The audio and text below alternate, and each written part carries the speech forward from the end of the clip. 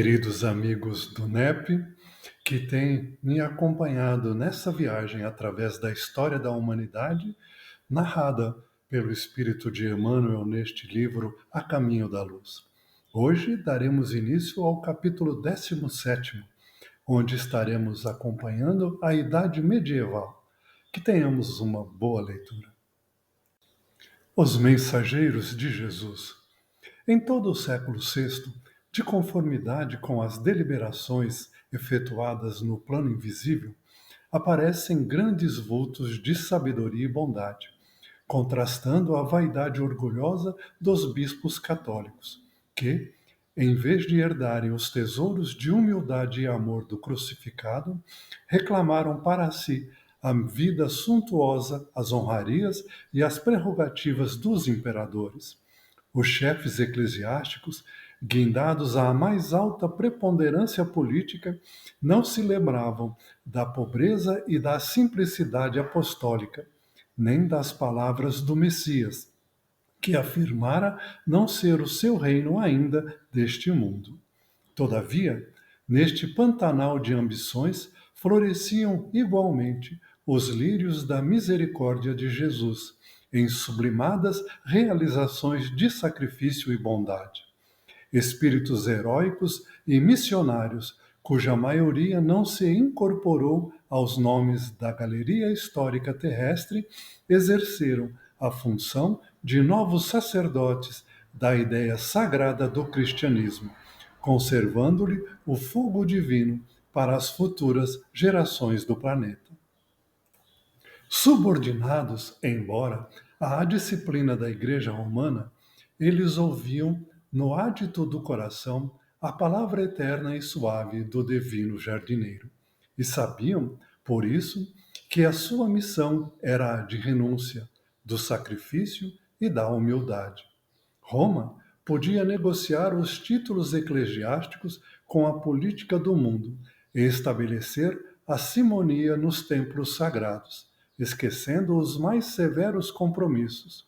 Eles, porém, nas suas túnicas rotas, atravessariam o mundo alentando a palavra das promessas evangélicas. Edificariam pousos de silêncio e de misericórdia, onde guardassem as tradições escritas da cultura sagrada para os dias do porvir. Desses exércitos de abnegados que se organizaram com Jesus e por Jesus no seio da Igreja, somos levados a destacar os missionários beneditinos, cujo esforço amoroso e paciente conduziu grande número de coletividades dos povos considerados bárbaros, principalmente os germanos, para o seio generoso das ideias do cristianismo. Os tutelares do Divino Mestre Jesus não ficavam impassíveis frente aos abusos que a Igreja Católica vinha cometendo.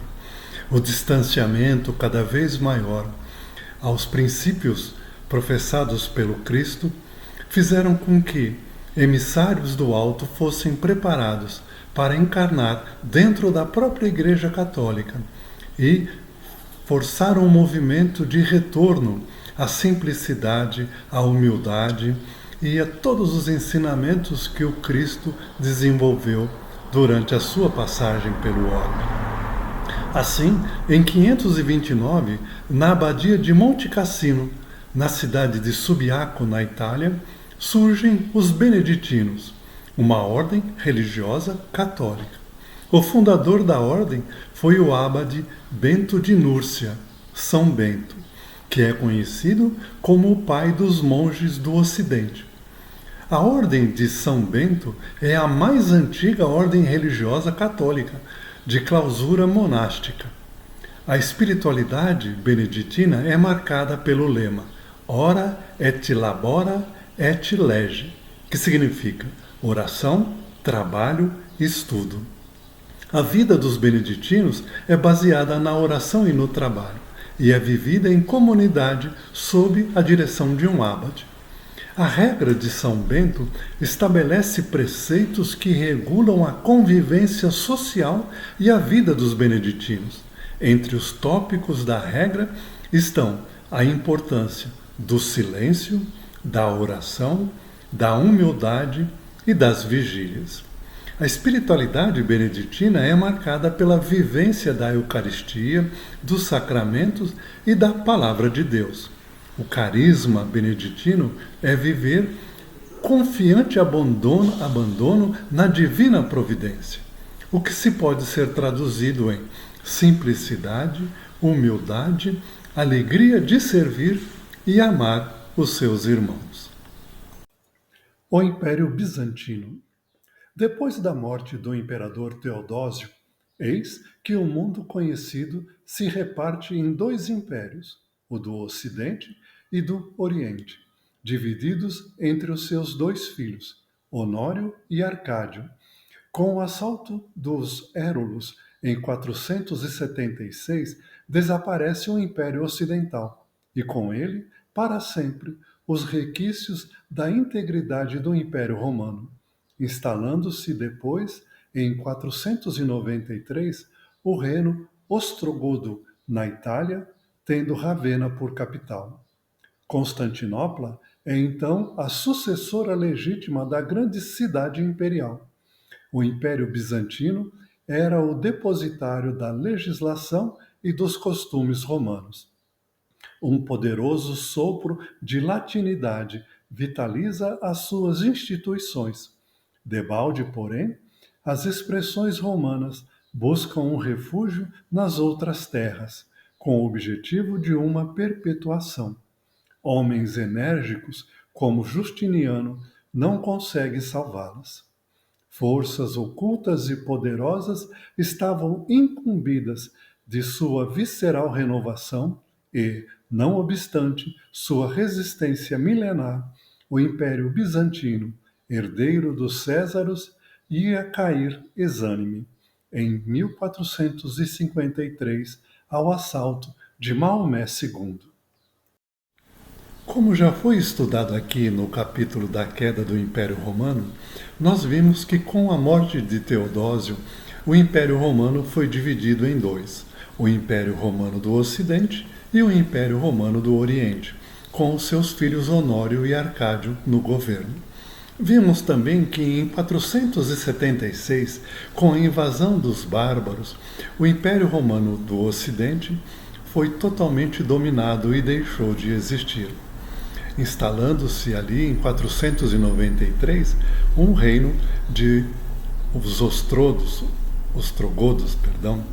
que passaram a colocar a capital Ravenna como capital deste novo império.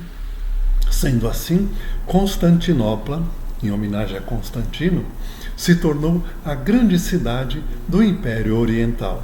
E a partir dali se criou todo o Império Bizantino, onde os costumes e as tradições romanas ainda perduraram e levaram à esperança de que Roma se recuperaria, o Império se recuperaria e retornaria ao brilho anterior que possuía. Porém, as forças do mal, que vinham combatendo toda a propagação do cristianismo e a sua dimensão maior envolvendo todo o planeta, venceu mais uma vez, quando Maomé II invadiu o Império do Oriente e em 1453, definitivamente, Roma deixou de ser toda aquela pungente capital do mundo para entrar no ostracismo e no esquecimento. O islamismo. Antes da fundação do papado em 607, as forças espirituais se viram compelidas a um grande esforço no combate contra as sombras que ameaçavam todas as consciências. Muitos emissários do alto tomam corpo entre as falanges católicas no intuito de regenerar os costumes da Igreja. Embalde, porém, tentam operar o retorno de Roma aos braços do Cristo, conseguindo apenas desenvolver o máximo de seus esforços no penoso trabalho de arquivar as experiências para as gerações vindouras. Numerosos espíritos reencarnam com as mais altas delegações do plano invisível, Entre esses missionários veio aquele que se chamou Maomé, ao nascer em Meca no ano de 570. Filho da tribo dos Coraixitas, sua missão era reunir todas as tribos árabes sob a luz dos ensinos cristãos, de modo a organizar-se na Ásia um movimento forte de restauração do Evangelho do Cristo, em oposição aos abusos romanos, nos ambientes da Europa.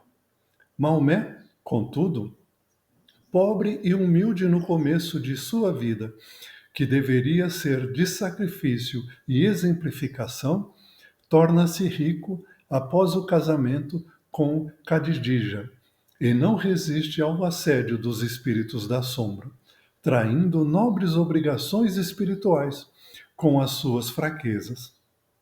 Dotado de grandes faculdades mediúnicas inerentes ao desempenho dos seus compromissos, muitas vezes foi aconselhado por seus mentores do alto nos grandes lances da sua existência, mas não conseguiu triunfar das inferioridades humanas. É por essa razão que o missionário do Islã deixa entrever nos seus ensinos flagrantes contradições, a par do perfume cristão que se evola das muitas das suas lições.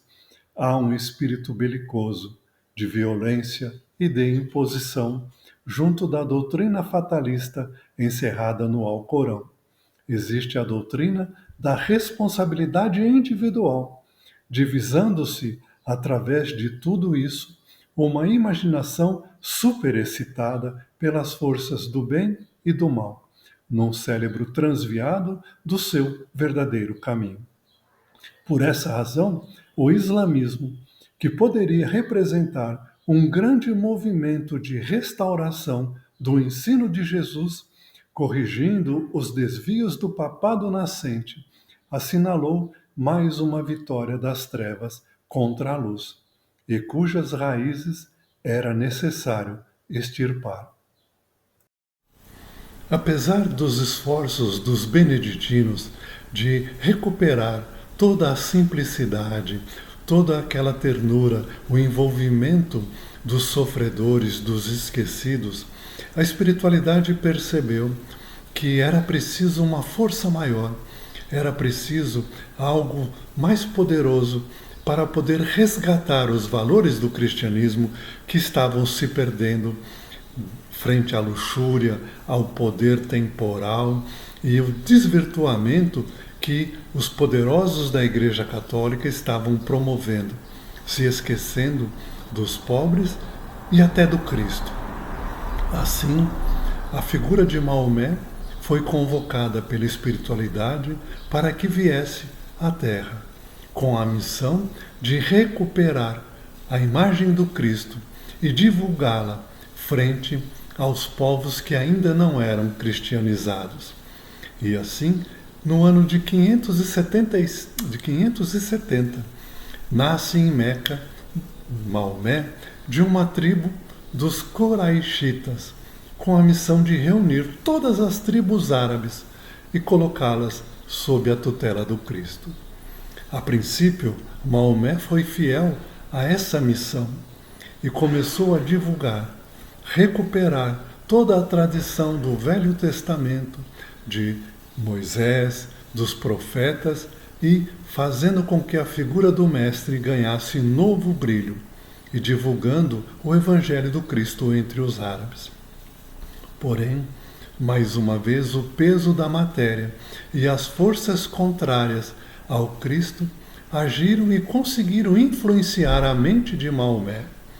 E, infelizmente, ele, através de certos pensamentos influenciados por estes irmãos do plano inferior, criou o conceito de que a divulgação, a expansão do islamismo deveria se fazer pela força, pela conquista, pelo derramamento de sangues.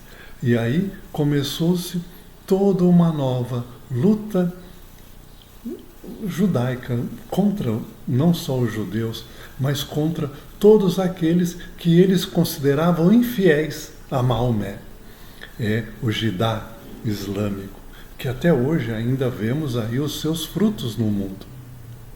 E assim, infelizmente, mais uma vez, a humanidade perdeu uma grande oportunidade de fortalecer ainda mais e conduzir todos os habitantes do nosso planeta para a união frente ao Cristo, aos seus ensinamentos e para um avanço grandíssimo do crescimento moral e evolucional de todo o nosso planeta. E assim, ficamos por aqui hoje, na nossa leitura comentada deste capítulo fascinante, convidando a todos que nos acompanhem na próxima semana, onde finalizaremos este capítulo. E, mais uma vez, deixando aí, para vocês que ainda não fizeram a sua inscrição no canal do NEP Honório Abreu, que o façam, pois é abundante em conteúdos, em estudos e assuntos que provocam reflexões e o nosso crescimento espiritual. Até breve. Fiquem com Deus.